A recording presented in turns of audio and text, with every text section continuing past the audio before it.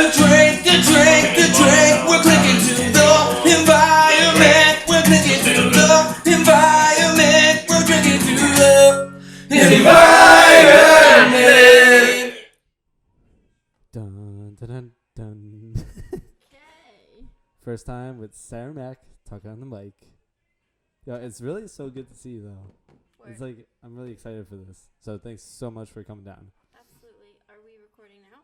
Yes, we are, but I'm not really too focused on that. Okay. Wait, just start speaking in the mic really quick. Okay. Testing 1, 2, 3, 4. 1, 2, 3, 4, 5, 6, 7, 8. So, all right, sounds pretty good. Cool. But before I forget, Middlesex County Parks and Rec has positions open. Oh, really? Mhm. Yo, that sounds awesome. That really sounds great. Reach. All right. Thank you very much, Sarah. You're welcome. I took a picture of this guy's contact info. He's the one who is. Do you want your ale, or you're Yes. still sticking with your no comment drink? My what? Your no comment drink. Just go with it. Okay. I'm going with it. Just go with it. It's a little thing that we have on the show. I actually forgot to tell you behind the scenes because I was expecting you to drink a beer instead of a no comment drink. But it's cool. Give me beer. You want your beer? Yeah. All right. Yeah. All right. Where is I would actually like to that thing? try this too. Do it. It's so delicious. And I'm not even an It's it's like an IPA. It's No, it's not. It's a sour. I'm sorry, it's a sour. I But thought it it's was an IPA though. I like IPAs, but I love sours more. It's a lager sour. Like it's not super sour, so it tastes kind of like lager. Sea Quench Ale Session Sour It's delicious. by Dogfish Head. Where's Danny? Just for everyone that's listening, this show is not sponsored by Dogfish Head, Kona Brewing Company. Oh, I love them. This is Dogfish Head too. No, it's not. Huh? I love their. They have a passion fruit one. They do? Yeah, it's delicious. I've only seen the longboard and I think it's called A-frame. No, that's from oh crap, what the hell? I don't know. No, it's a brewing company in Point Pleasant. I've been there so many times now I can't. Is Last Wave Brewing Company. Is there this you go. local? This is not local. I don't think so. Oh. It's a Hawaiian beer, so I would say that's not local. I mean, local to the United States. Oh, local. That's not what I meant, though. No. Wait, here. I'm sending you this picture. So, this guy's name is Griffith. Yeah. And he's the one who is the hiring manager person. Oh.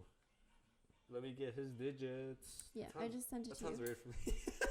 Yo, let me get his number. Just kidding. Don't even. It's okay. Ding. You can leave it up here if you want. It doesn't matter. But you want your. Yeah. Do you mind if I take a little swig really quick? As long as you don't have diseases. No, I waterfalled it, so you're good. Great. I mean, I'm fine either way, but. Oh yeah, that is a sour. Oof. You don't like it? It's different. It's different in my personal opinion. I'm not used to. I've had a couple sours couple times, but I'm not like the biggest fan. It's almost like a really sour Angry Orchard. Okay. Angry Orchards are good. Have you ever had that? I used to not like it, but then I think they changed their recipe. Just bring the mic toward you a little bit more. Over here.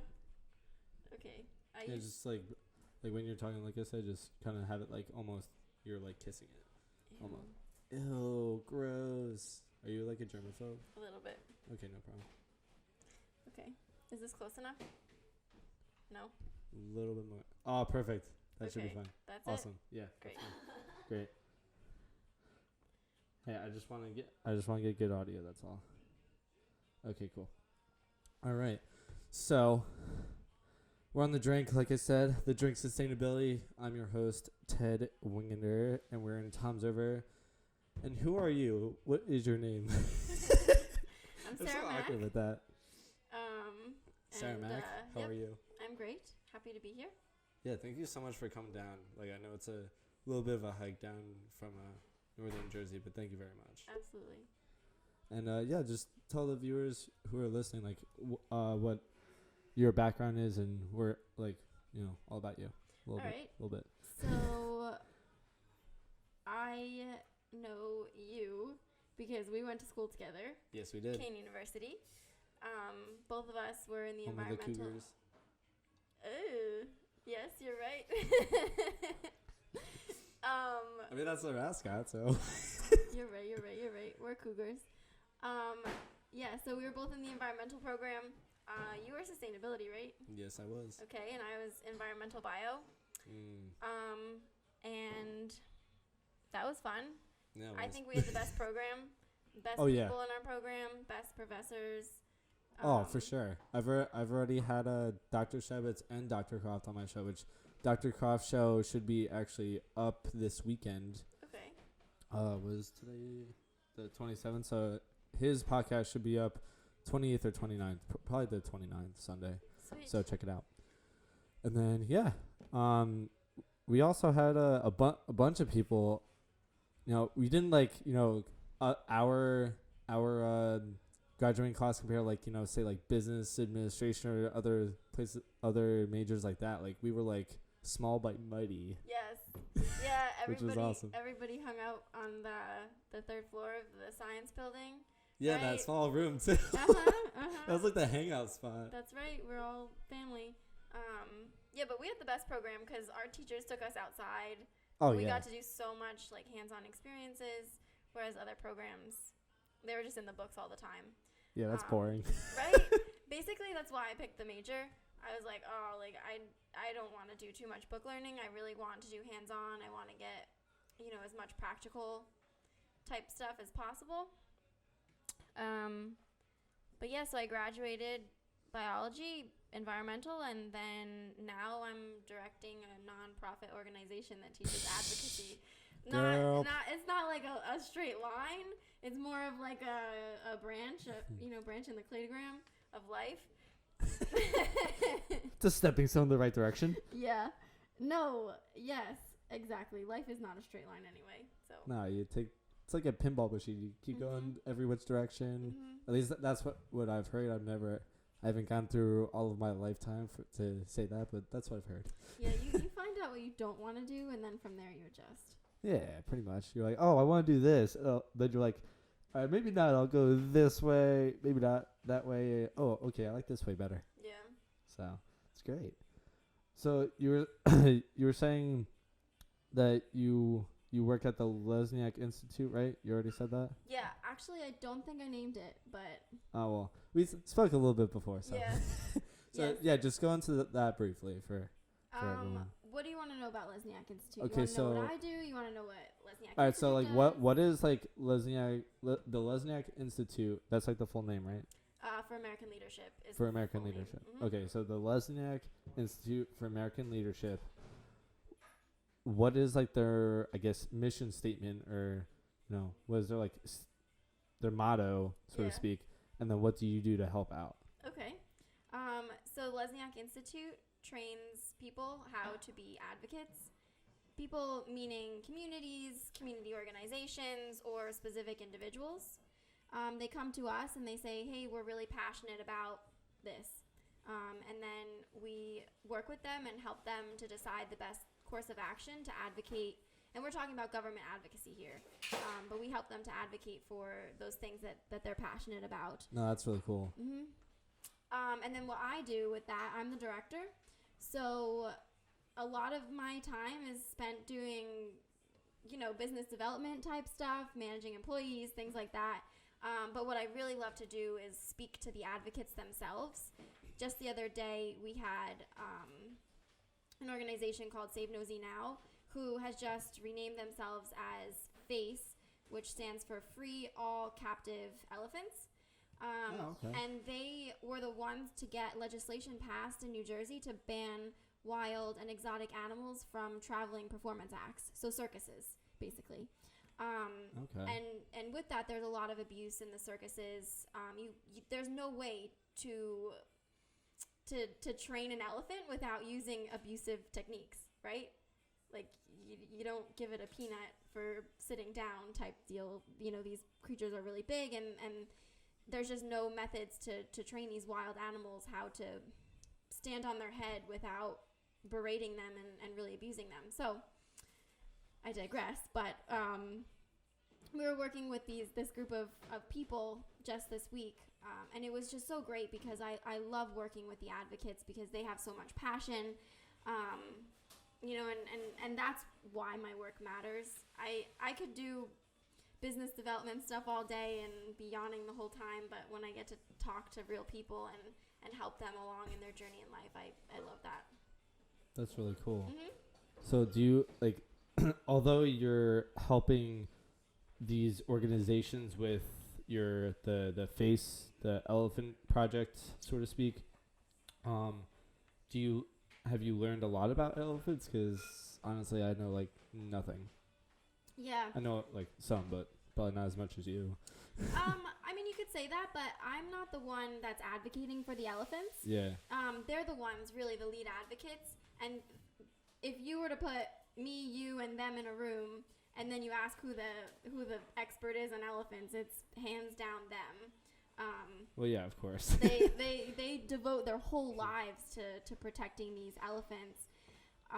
So I know a little bit about elephants and other wild and exotic animals, but mostly what I know is the legislative side.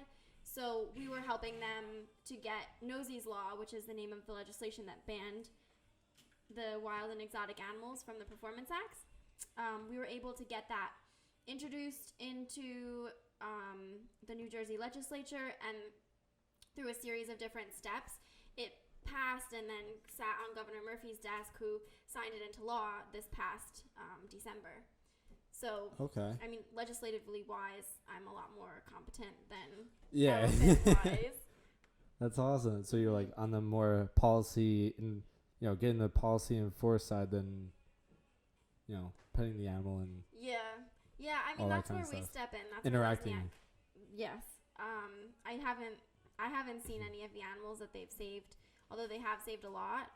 And I think that would be so amazing to get to see it. But, you know, I haven't had that experience yet. I was about to ask you, have you like, you know, pet a elephant or ridden on one, like, you know, all those videos on YouTube that you probably see? Yeah. Nope. That'd be awesome. It would. It definitely would. Elephants are majestic creatures. But I know that there is a lot of bad stuff going on with them. Even, you know, when you go to other countries and you do the tourism where you get to take a bath with an elephant in the, you know, water holes.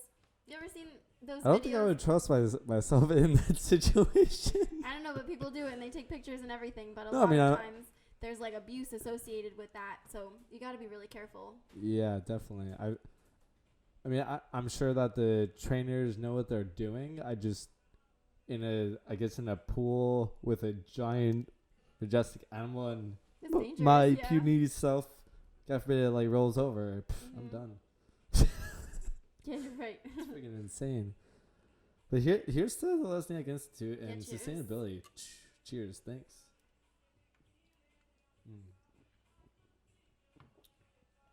That's good. So do you like our atmosphere over here? It's I pretty love cool. it. Yeah. My favorite is that picture right there of your mother. That's the one that everyone is just.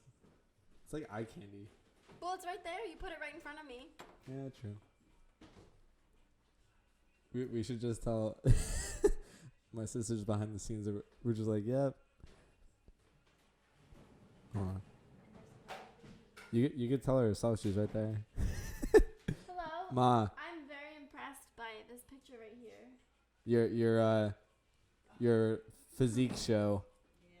I heard that you still do marathons. Guys, it's so funny because That's she's so amazing. embarrassed about it, but it's a really awesome picture. What? Huh? No, we know that.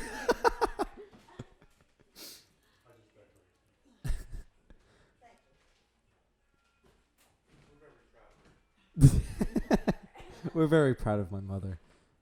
I just love how my dad's just like, yeah, I don't do this. Clearly. Anyway. What? Yeah, right? Oh, I love putting my mom on the spot. Yeah.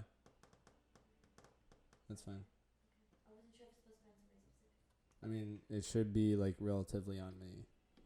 Is it still recording?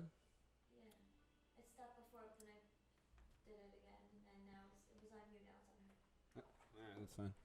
As long as it's kind of in focus, that's fine. I didn't show you how to do focus, but it's fine. Cool. No, you'll just ruin everything. No, I'm kidding. Hey, thank you very much for working behind the scenes for me. You're an awesome sister. Amy. Nah, me and my sister are really close though. We're like best friends. She like sends me like best brother memes and posts all the time. I'm like, oh, puking. Yeah, he never comments on any of it. I see it though. I'm just like, whatever, fine. Aw. No, I'm just kidding. You gotta comment back. I do. I tell her in person. I think it's better in person than on social media. Okay. I think I make up for that in that respect. Is he a good brother? Yeah. Oh, yeah. Oh, I'm always there for her. Oh, yeah.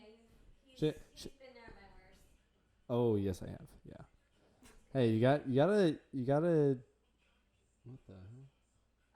Oh, that's the light that just went out. Okay, that's fine. Ooh. Spooky. Here comes Halloween. Yeah. Right? No, that stinks. The battery just went out. Can you actually the bag's right next to you. Yeah. There should be this bag? This one? Who's the lady was it on Wheel of Fortune or Final Jeopardy when she's just like, huh? Oh, that's the one. Who? Vanna White. Vanna White. That Vanna White, yeah. do a Vanna White. There you go. Display the beer. Very great tasting. No, seriously though, what do? I don't really know how to. No, there should be a yes, grab that cord. So wait, is it that can you bring that cord over here? Just gonna take a quick pause really quick. The drink, we're clicking to the environment. We're clicking to the environment. We're drinking to the environment. Let there be light. Alright. I think I just like blind you with the light. Like, hey, there we go. I can see now. All right, cool. So where were we? Oh yeah, elephants, right? I think we passed elephants. Well, elephants are just so majestic and awesome. So I want to start back on elephants then. Alright, let's go back to elephants. All right. So, all right, cool. So we were on elephants. What was it? Face we were talking about? Yeah, we talked about face a little bit. Oh, and then we were talking about my mom's physique picture for her Yes. show. That's what we were doing. That's Okay, what cool. happened. So, yeah. Yeah, that's like, I think that was when I was like in like freaking, I don't know, 7th or 8th grade. Yeah, it was a while ago. But she's still a savage. Like she'll like all of us will go out like and wallow pretty hard. And the next morning, my mom's up at like 5 or 6 a.m. and going for like a 5-mile run. And then all of us are like, wake us up when you're done. God bless her, Like Lord. recovering from a huge Yeah. hangover or whatever. And then she'll be like, Ted, want to go for a run with me? I'm like, sometimes she'll actually catch me when I'm like, oh, you're lucky I'm actually kind of up and feeling okay. All right, let's go. Screw it. Why not? No, and then like after it, I'll actually feel like $1 million. I'll be like, wow, I just did that. I feel like I could do like a freaking Iron Man and stuff. Not really, but. There's nothing better than an early morning run. I think I could think of one more good thing, which What's is like a dawn patrol paddle out. Surfing. Okay. Surfing at like so instead of going running, I could go surfing. Alright. At that same exact family. time. Huh? That's in the same family. What do you mean same family? You know, getting out and Oh well, yeah, exercising going early out. in Yeah, the yeah, yeah, morning. yeah, yeah, exactly. So that would be my hangover cure. Going surfing at 6 a.m. and shredding the gnar. But what's it called? So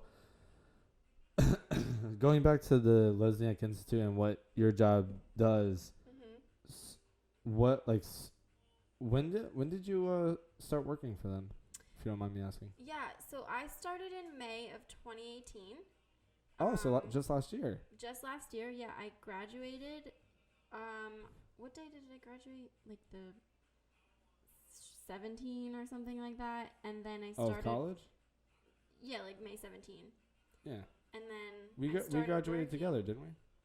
Or you graduated like a semester? I don't know. Did you graduate May 2018? I graduated May 2017. Okay, then no, we didn't graduate Oh. together. Well, congrats to For being a year graduated, yeah. behind. Yeah. Thank you. No, that's cool though. Wait, but let me finish. Okay, Right? keep going. All right, so May 17 is when I graduated. I started working for Lesniak Institute like May 21st. I just had a couple days to like live. Yeah, jumping right in, huh? I know. That's I awesome. know. It's awesome. Yes. But I actually didn't get to like vacation myself until this past July when I went to Colombia. That was like my Wow, that's awesome. So Colombia was great. But I don't recommend jumping right into your job right after you graduate. You gotta have a little bit of time to be a free person. I get that. But you could vacation like, Yeah, later down the line you're though. right, you're Like right. no, cuz I'm only saying because like for example, I mean, I don't know if that's like I'm sure what you're doing it you love right now, and I don't know down the road if you whatever. But what I'm saying is like right now there's some people that are not even in their field of study like for their main job. And you actually remind me of my friend Eric. Shout out to Eric. He's I think in Italy right now, so have fun. Have some wine for me, bud. Like you and him like jumped right into your field of study, like in a job that you guys love, and he's doing fantastic. I'm sure you're doing fantastic with it. So cheers to that again. All right. That's awesome. Yeah. And you just hit your 1 year mark. I did. Hell yeah! Yeah. Cheers again. Yeah. That's awesome. Good for you. Yeah, definitely a blessing. I didn't expect to be working with Senator Lesniak at the Lesniak Institute at all. I didn't even know about it until 2 weeks before I graduated. Isn't that wild? Life is freaking wild. That is insane. I was supposed to go to Pennsylvania to work for an environmental certification company. And that was the job that, I kind of set myself up for. And then Well, you were like already hired and stuff for I that? was already hired. What? I was already scheduled to do the trainings. Like, I was committed. Wow. Everyone just wants Sarah over here, like to work for them. That's awesome. Yeah, it was really, really wild. Because, it was in Pennsylvania, and Pennsylvania is great, but I didn't want to be in the middle of nowhere. Oh, yeah, I get that, yeah. But I mean, that was the only bad thing. The other parts of the job were great. I would get to travel a lot and do environmental certifications, and it seemed sick. very cool. But how could you turn down Senator Lesniak's offer of helping him to start up a nonprofit organization that's going to change the world? So I had to. I mean, that's pretty cool, too. Like, It is cool, but I like to take risks. weighing out your options That's there. literally, that was me. I'm like, I had a list, and it was like pros and cons, and oh my God, a lot of late nights of like weighing the options and trying to. Oh, so you put a graduate and- lot of thought into like almost a week of just. Of course, how could you not? This is your future. No, right? no, I'm not putting that down. I'm just saying like Yeah. that's a lot of. Okay, if I do this, like, okay, working out here, that's like the benefits, cons, whatever. Like that's it. That's. Yeah, and less than 2 weeks to decide too. Should give me like 48 hours to think about it. Like. Yeah. Oh my God, that's sick. That's awesome. What was the? If you don't mind me asking, what was the environmental company like? What was that? The name of that? Ooh, I don't know if I should share it. I mean, Should I share it? I'll ask you about it later. All right. So I don't think. I mean, I don't think it'll be really a big deal, but just in case, whatever. I don't want to like throw shade on them, you know. No. I mean, I'm sure that they're an awesome company. Like, what do they do? Do you know what they do? Yeah, so the company is split into two. One half of it is an environmental certification portion. So they literally certify businesses in different areas of sustainability. Oh, so it's like a lead certification kind of thing. It's more than lead, but part of it is lead though. Yes, exactly. Like bronze, silver, gold, whatever it is. I believe that lead is part of it. Yeah. But they also certify in other areas, such as like how great you are in producing waste, or the opposite, how great you are in not producing waste, and like, do you divert all of your recycling materials to where it should go, or are there recycling materials in your trash type deal? Oh, so like working on like almost like zero waste, Yeah. Methods, and even like possibly even like neutral carbon or zero carbon emission kind of thing. Yeah, so they take all those types Oh, of that's things really into cool. consideration. Yes, and then the other part is environmental consulting. Oh, okay. And they're not necessarily the same company, but they work side by side with each other. And the environmental consulting wasn't necessarily what I wanted to go into, just based on that capstone class that we had. You remember the capstone class? How can I forget? This is great. Yeah, capstone was fun, but that is when I realized, environmental consulting, not for me. I actually, when we were both doing that, what team were you on, the NJDP one? No, I graduated a year after you. I was in the next year's class. Well, what group did you work on? We were really close to here. We worked with Springstone Farm. It's in Howell. Oh, okay. I think it's close to here, right? Howell's Howell's like 15, 20 minutes away. It's not that far. So it was a farm that this tech genius guy started, and he bought this farm which came with some deserted animals on it. I think he has like some sheep, a donkey, chickens, and something else. Horses or something? Not horses, but donkeys. Donkeys. Nice. So he bought this farm, and it had these animals on it, and then he kind of rescued a couple more animals, and he committed the rest of his life to just being a farmer and stuff after living his life in the tech world. Yep. That's pretty. So he contracted us to help him with his compost and make a lot more sustainable systems on his farm. That's awesome. What do you remember what other sustainable systems you guys did? Yeah, there or was. Worked on? So are you familiar with woofing? Who? Woofing? Woofing. WWOOF. World I've heard it. Wide Organic. I don't know farm. Environmental farm. No, that doesn't start with O. Oh, I thought you said E, not O. I was imagining it wrong. So organic woofing, maybe? something like that. But basically, it's this big organization that you can be a part of, and it's like Airbnb, but it's a long-term commitment. And instead of staying at glorious, beautiful houses, it's farmers who are looking for work. So So you like stay at like a hostel kind of thing? You stay at their farm, but a lot of times you're like really roughing it. So it's work in exchange for housing and meals.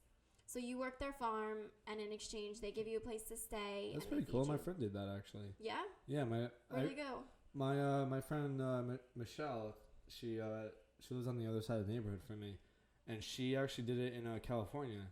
Wow, that's cool. She worked on I apologize if I get this wrong, but because me and her had a full-blown conversation about it. She worked on, I think, one farm for 1 year, and then another farm for like 2 years or something like that. I could be wrong, but I know she worked on a farm. She did exactly that. Yeah. And the last farm that she worked on, like, obviously she's on the farm, so like she didn't have to go anywhere, but she pretty much lived the simplest life she can. Like they didn't really have much cable or anything, but like Mhm. I think she had internet, and she could like watch Netflix sometimes, but like mainly, but like when she was on the farm, like she was working day in and day out, so she pretty much went to bed and then woke up and then Yeah. repeated, which some people could do that, and then others it's just like, okay, this is like kind of getting boring, like let me do something else, which but she said it was a really good experience for her, and then now she's back, and I think she's helping out with family, so Oh, that's cool. yeah, no, it really is, and I would love to just go out to California and spend like a weekend and just Mhm. see what I can do, Yeah, forget your life for a little bit and just Forget live a my life. simpleton Does- life. Exactly. Mhm. Live simple. That's all. No, that's really cool though.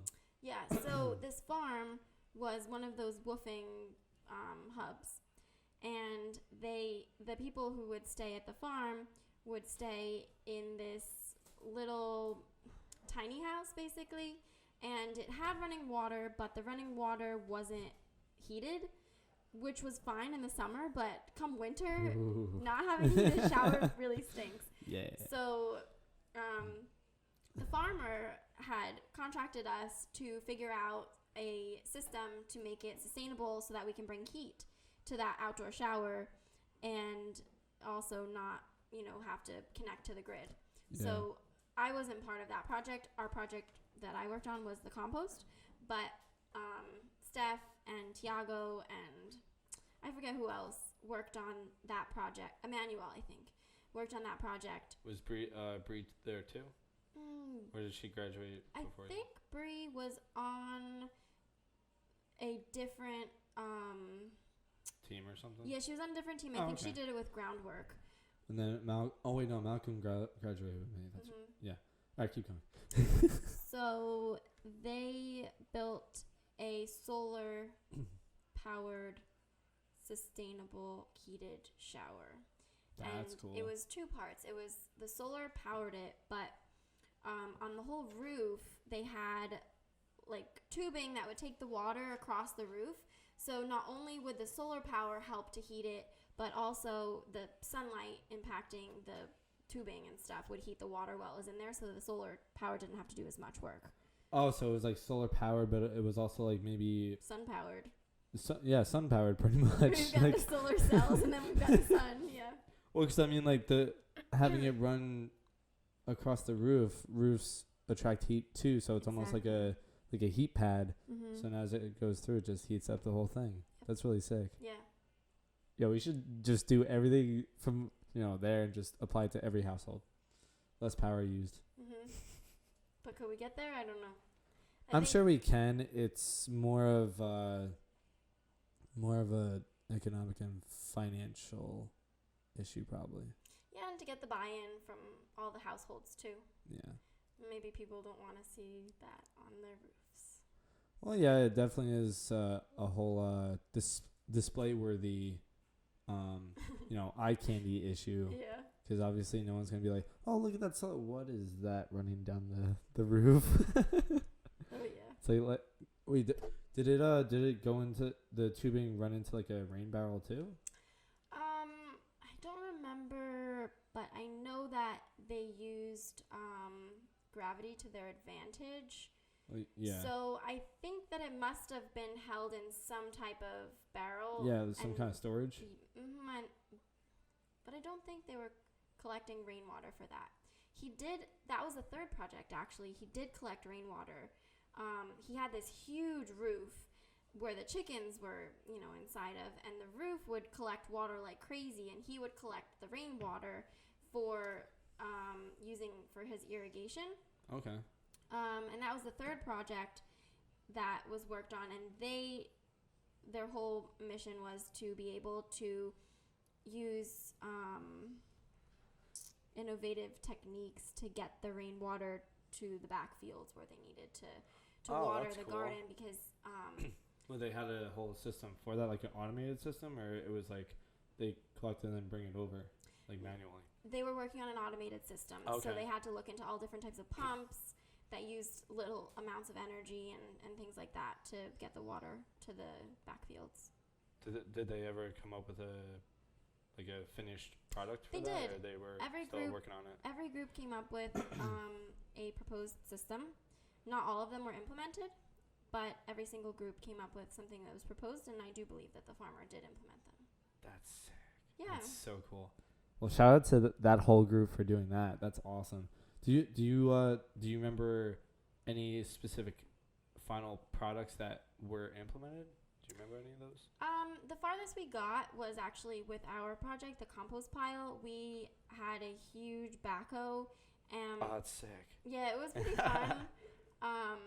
We were able to move and separate and sort the compost pile he had already. He had a lot of nitrogen source, but really very little carbon. Okay. So we needed to incorporate a lot more carbon into his compost, and separate it into smaller piles because he had one huge pile that really wasn't going to be able to mature. Okay. So we did start that, but we weren't able to finish in the time that we had. Yeah, because you only have a limited amount of time. Just one semester. Yeah. Well, when you said it was a very nitrogen rich, doesn't that means that it'll like really smell bad, right? Because Yes. nitrogen kind of has that like rotten egg smell. Exactly. So a lot of the things he was using for his compost comprised of manure and manure from the chickens, manure from the donkeys and Okay. such. And then he had a lot of like food scraps and things like that. And that's pretty dangerous if you're trying to put out compost to put on your crops. If you don't get it to a certain temperature, then the microbes aren't going to die, and you could get parasites, you could get different bacterial problems. So it was very important that we were able to get the nitrogen to carbon ratio correct and get it to heat up to the temperature that compost is supposed to heat up to kill all the bacteria. Yeah. That's awesome. Good for you guys. That was a nice one too. So when you're talking about a carbon to nitrogen ratio for all of our environmental enthusiasts out there that are kind of upcoming, like, you know, lower grades and stuff, do you remember the right carbon to nitrogen ratio? I think it might be 25 to 1, but it could be 75 to 1. Carbon to nitrogen. You need a lot more carbon than nitrogen. Yeah. But I don't remember. Here, let's look it up really quick. All right. Hey, Siri. I have Google. Oh. I'm cooler. No, I'm kidding. What do you call Google's thing? Okay, Google. Oh, okay, Google. What is the nitrogen to carbon ratio for composting? According to Home Composting Made Easy, compost scientists have determined that the fastest way to produce fertile, sweet-smelling compost is to maintain a C/N ratio somewhere around 25 to 30 parts carbon to 1 part nitrogen. Oh, you were right. 25 to 1. Thank you, Google. Yeah, so you were right. It's 25 to 1. Cool. Hell yeah. You remembered something. But no, that's awesome though.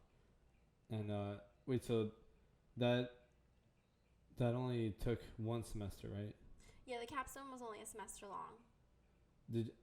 So after obviously where was I going with that? So the project was only one semester. What role did you play in the group?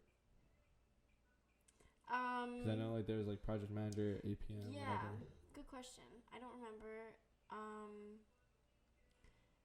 I think I might have been like a editor or grammar checker or something like that. I didn't want to be the project manager. Really? Yeah. Because I could so see I you know, being I'm bossy.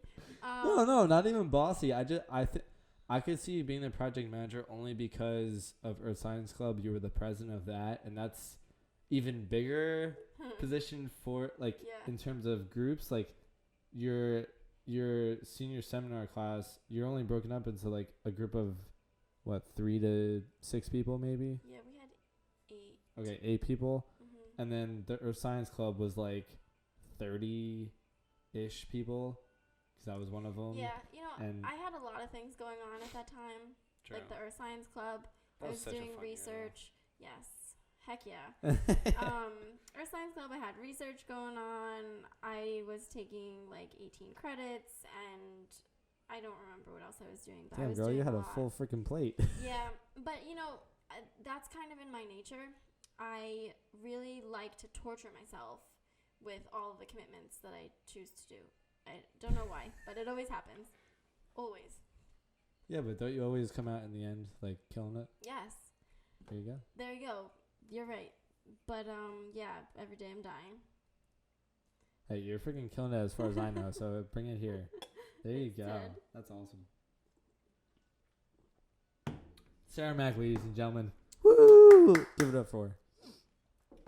But so going back to the Lesniak Institute, what have been some of the, I guess, latest projects you've been working on or collaborating with? Cool. So in April, we hosted Chelsea Clinton at the Lesniak Institute. She just released a book.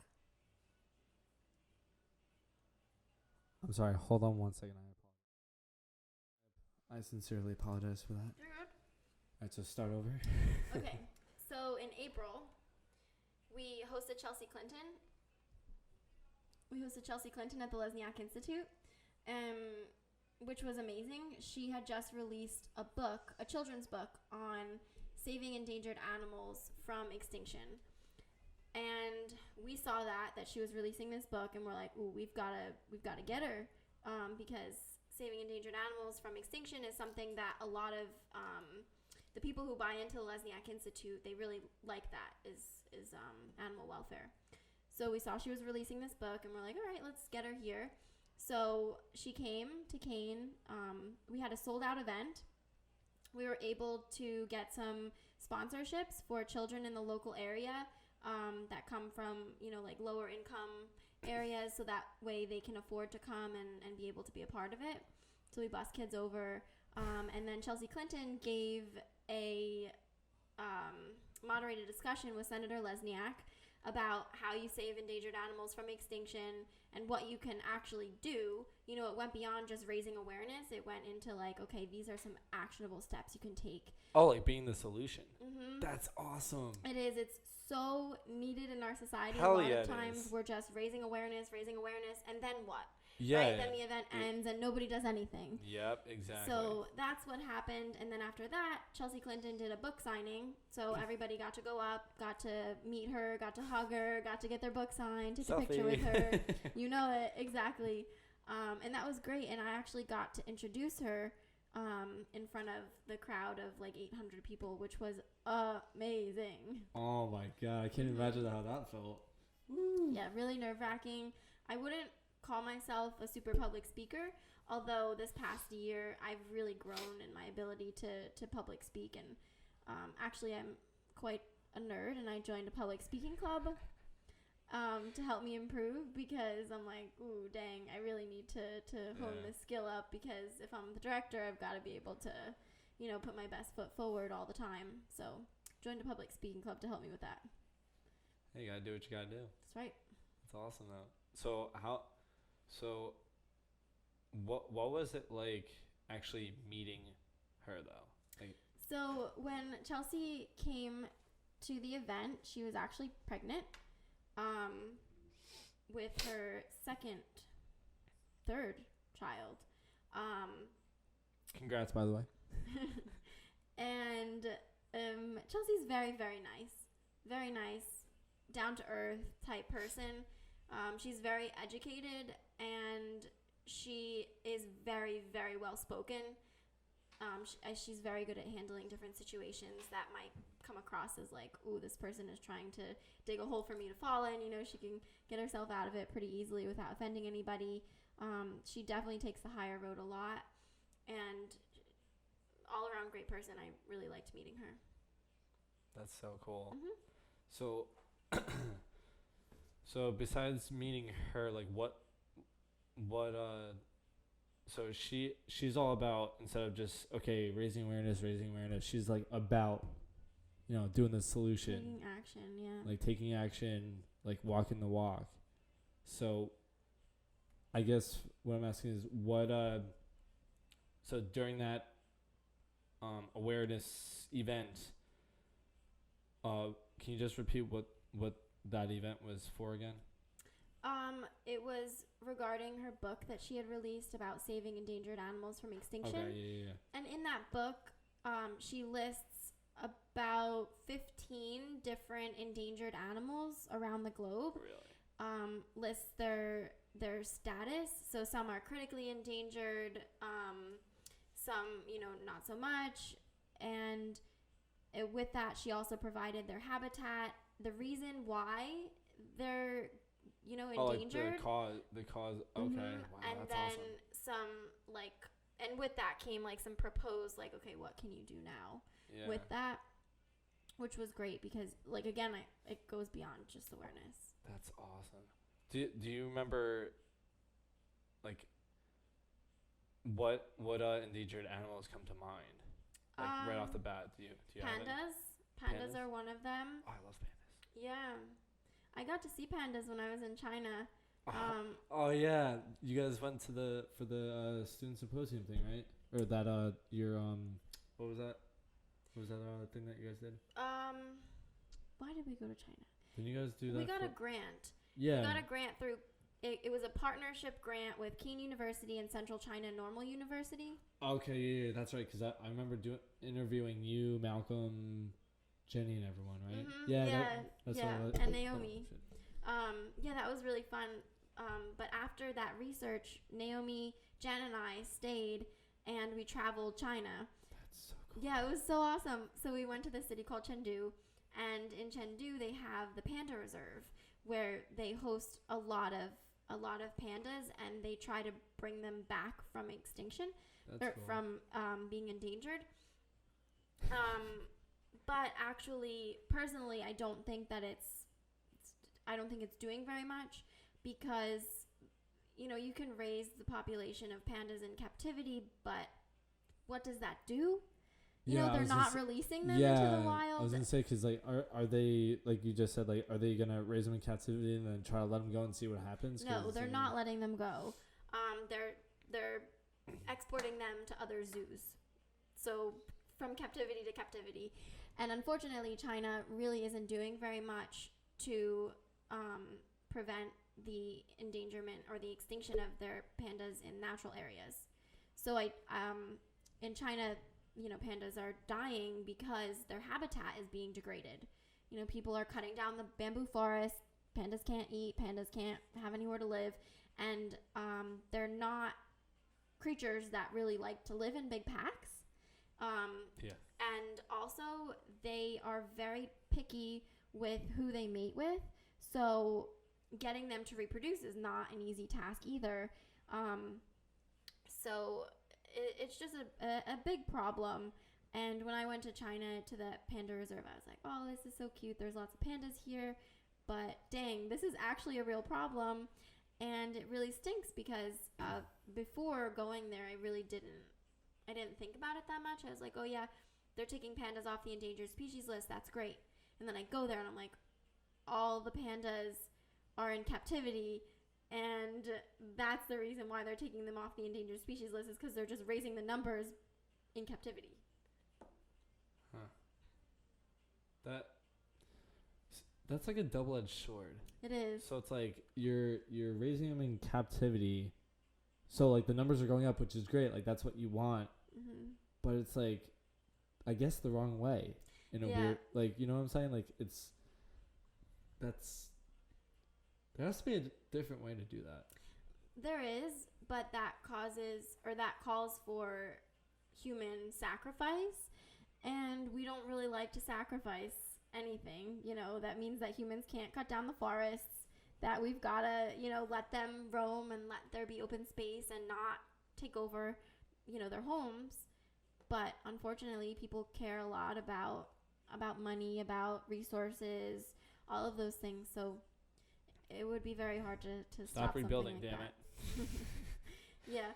Let our animals roam. Exactly. And pandas are keystone species, meaning like they're responsible for keeping the ecosystem at balance. So all the things that they eat and defecate, help to keep the ecosystem at harmony. Them being aggressive towards other species or whatever else, providing comfort to other species who might depend on them, symbiotic relationships or something like that. Aren't they pretty territorial? I don't know. I would imagine, but I really don't know. I mean, because I know that they're somewhat solitary animals. They are solitary. Right? So if you can attribute that to being territorial, probably. I would assume that they're kind of territorial. Mm-hmm. But if they're living in captivity, they can't keep the ecosystem at balance. Yeah. So they're not playing their role as keystone species. And, what's the point if you're just going to gawk at them in a zoo? Yeah. It's not very fair. Well, on the bright side, it probably brings Money. revenue into the zoo, so Yeah. people have jobs. I mean, that's a plus. However, I see where you're coming from, where it's okay, it's almost like increasing the numbers behind a mask in this sort of way. It's doing It's like prolonging, I good guess. intentions, but bad method. Yes, that's where I was trying to go with. And I also love the panda because I used to do a lot of martial arts when I was younger, Mm-hmm. so it's like the movie Kung Fu Panda. Oh my god, I love that movie. Yes, and Jack Black plays a great Kung Fu Panda, by the way.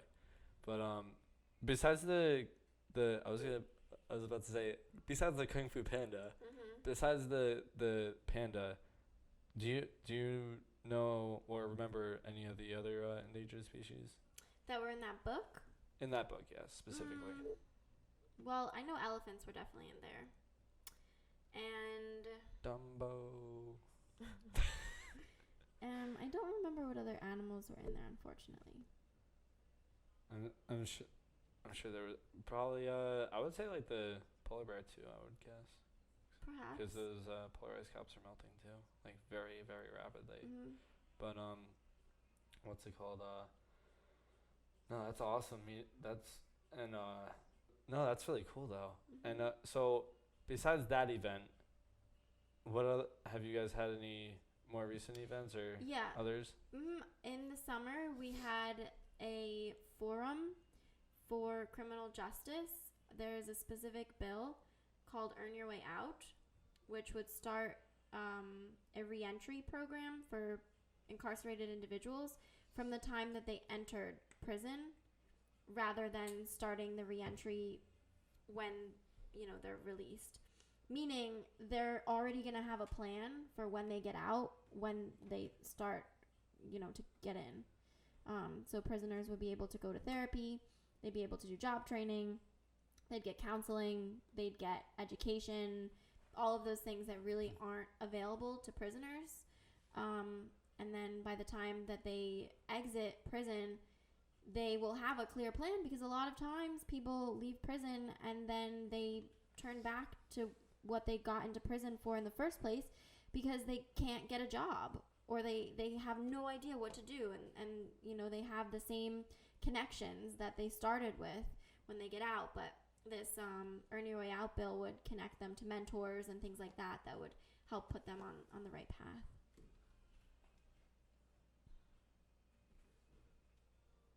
So we had a forum on that, and at the forum we had a bunch of key decision makers. We had former Governor McGreevy.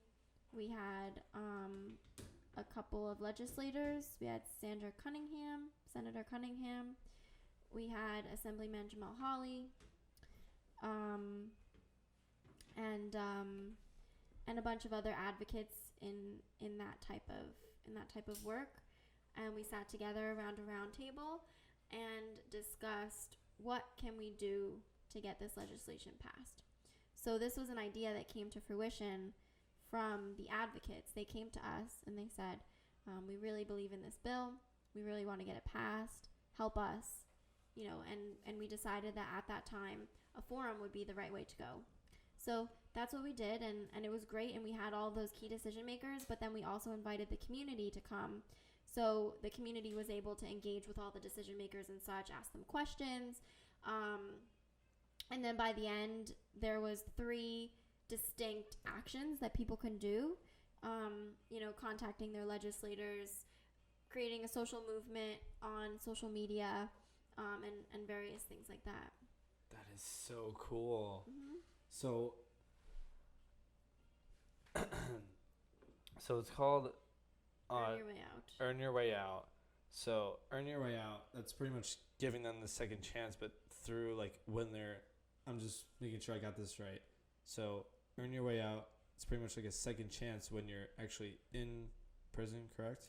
Yeah. And then you're going through programs to kind of, say, hey, I'm not actually a bad person. I want to actually make good of myself. Yeah, the United States has, I think it's 80% of the world's prison population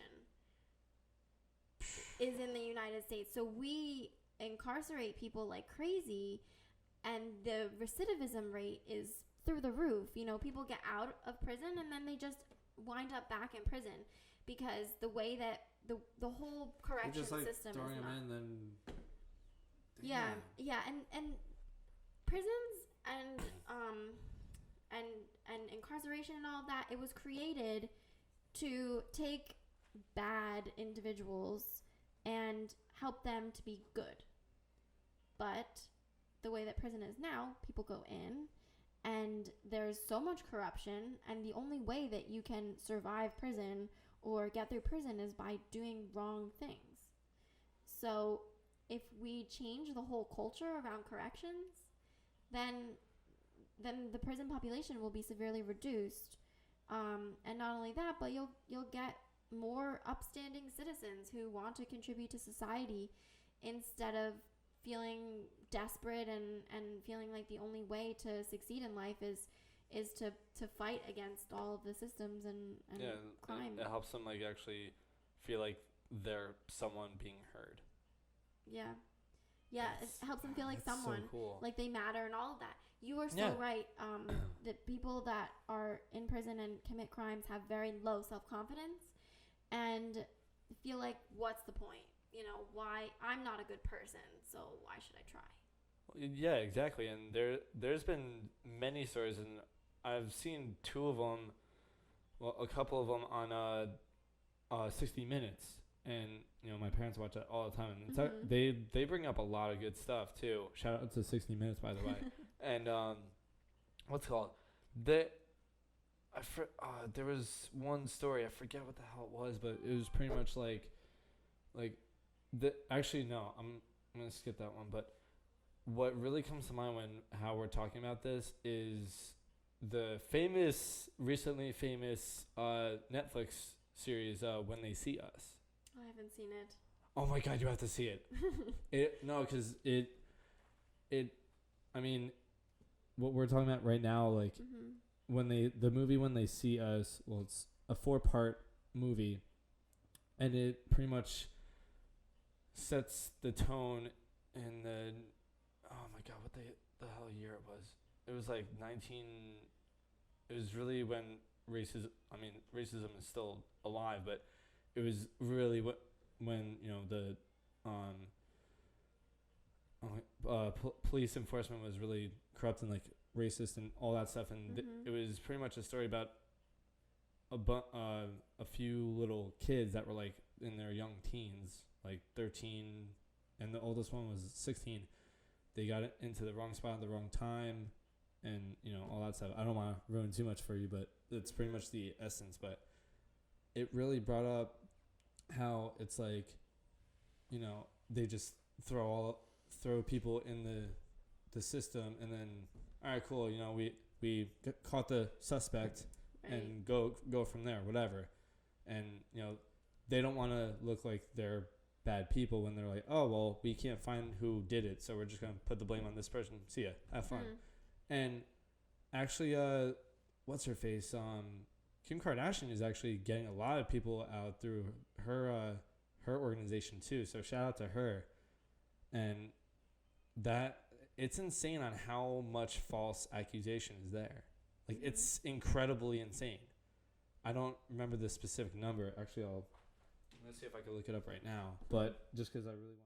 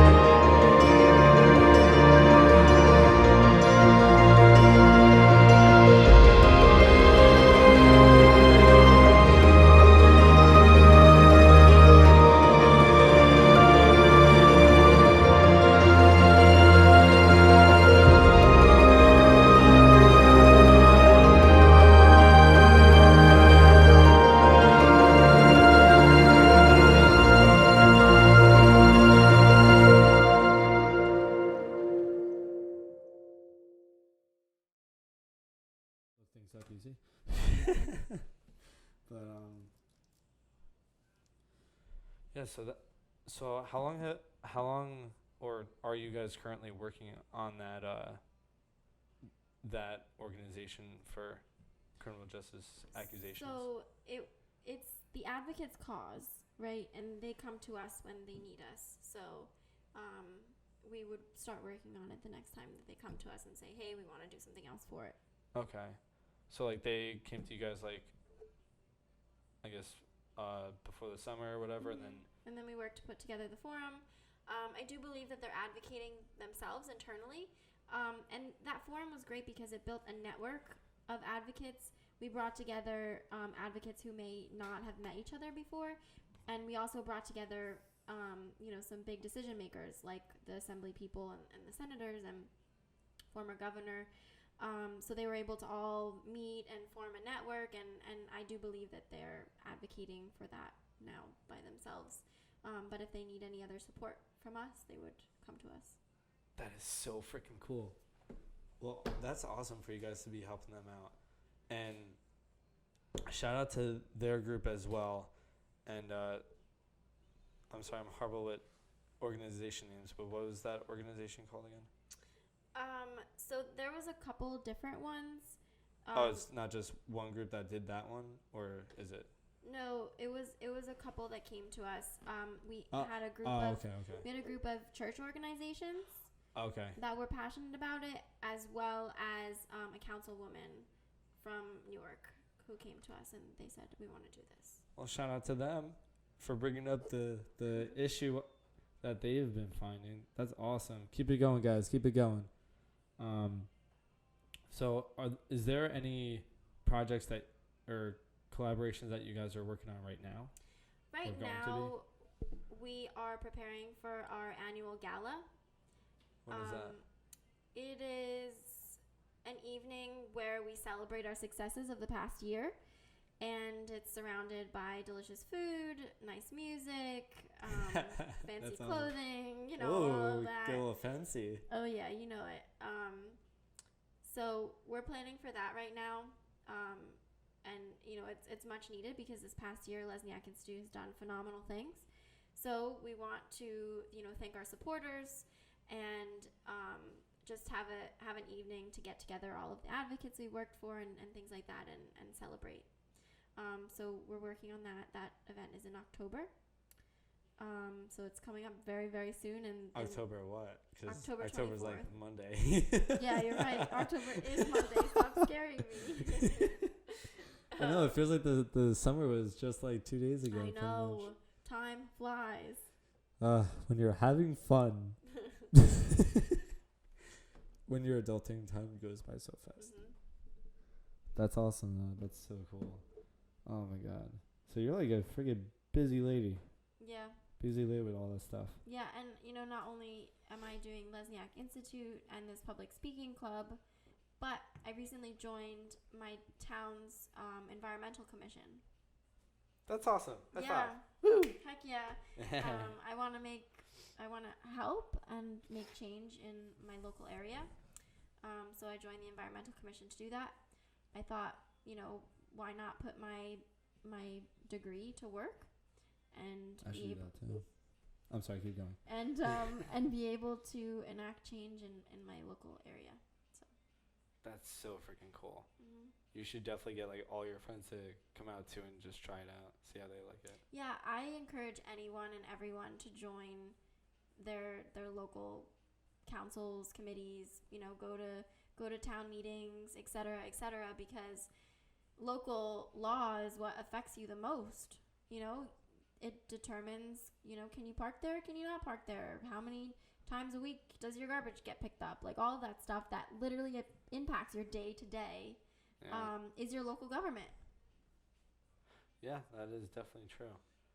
And yeah, we both fully encourage everyone to look up online, when you're even if it's like you find like a freaking like zoning board adjustment meeting or something like that. No, I mean like just to show your face and then be like, hey, I know this isn't really what I was looking for, but can you like tell me when I want to do this, but is there a meeting that does that so you can go to the right meeting and whatever. Yeah, even meeting people in your town that are decision makers is important, and you should definitely do it, because if later down the line you say, oh, there's a problem and I want to see this fixed, then you know who to go to. Yeah. And also you could, if they say, yeah, I could get that fixed, then you could hold them accountable. Be like, all right, I want your autograph, put it in writing. Oh yeah. But yeah, 'cause I mean, for me, I am upset with myself because I actually missed.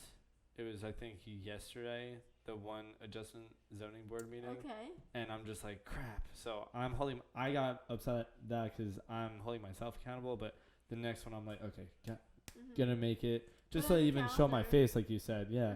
No, I did put it on my calendar, but then I saw it. I'm like, okay, I'm gonna do this thing really quick, and then time just right by me. So, but it's alright. There's always gonna be more. And I'm actually working on a project that has to do with the zoning part, but that's beside the point. So, I know I've been like asking you about all these projects that you've been working on, but is there one that I asked you if there's one that you're currently working on, right? Yeah, that's our gala. And that was your gala, right? Mm-hmm. So is that like a party to like just close the year off, or is that like, hey, we're doing good so far, let's keep it up? Yeah, so in the gala, we're definitely celebrating the successes of the past year, but we're also introducing the audience to our plans for the upcoming year. We're honoring some of the advocates who have done phenomenal work, and we're also introducing some of our goals for the upcoming year. Awesome, that's so cool. What's it called? No, that's really cool. Have a drink for me if you can for that. And also, I would like to get Senator Lesniak on the show if I can too. That'd be so sick to talk to him. We could try to work it into if we could work that out, that'd be really, really appreciated. And I'll try to make my way up there if I can, but if not, got my house right here. But all right, cool. So we are running on about an hour and 15, and I know you still gotta get home and everything. So for those so you're in the Union, New Jersey area, correct? Correct. All right, cool. So with that being said, do you want to like tell some of the viewers in case they want to be like, hey, Sarah, I don't know how to do this, but can you point me in the right direction? Do you have like any kind of social media that they could probably reach you at or anything? Sure. So my social media of choice is Instagram. And my tag, is that what it's called? Yeah, sure. My tag is at It's Sarah Mack, ITS Sarah Mack. Just spell out the whole thing if you can. All right, we got ITS SARAHMACK. Sweet. Yep.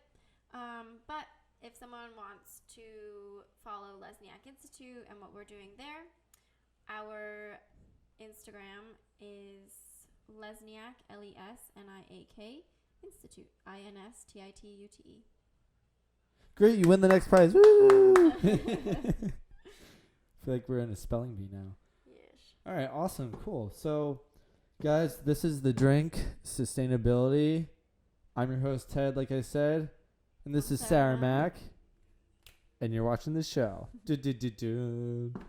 Cool, well, here. Let's cheers one more time for the last thing. Yes. Thank you, Ted. Beer is healthy because it comes from water. Keep that in mind. All right, we're out. Have a good night.